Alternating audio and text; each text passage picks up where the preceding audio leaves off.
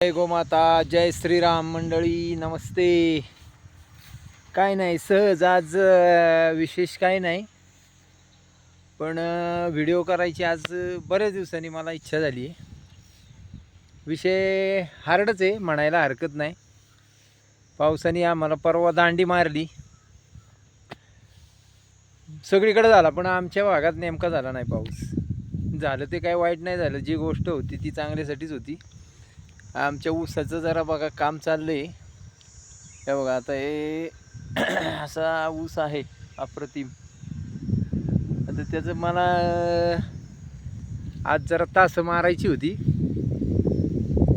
घेतली. आता सुरू केलाय, ट्रॅक्टर आलाय. आता ऊन बघा किती झाले, 2 सव्वा 2 झाले, 2 वाजले असतील मला वाटते.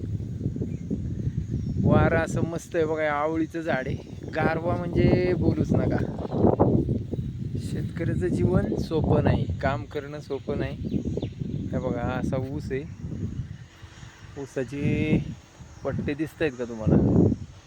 अप्रतिम काम चाललंय. तिकडं ट्रॅक्टर चालू आहे बघा. आता तुम्हाला दाखवतो ट्रॅक्टर पुढे चालू आहे.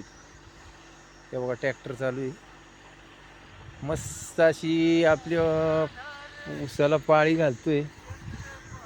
आणि काम आमचं बघा असं टॉपचं चाललंय. विषय काम एकदम अप्रतिम. ट्रॅक्टर येतोय बघा, हे बघा, हे बघा, हे बघा. अशी ऊसात जरा झाली घाण, काय विषय नाही, पार खलास होऊन जातो ते. काम अप्रतिम चालू आहे. ह्या सावलीत इतकं समाधान आहे आणि शेतात इतकं समाधान आहे, काय विचारू नका.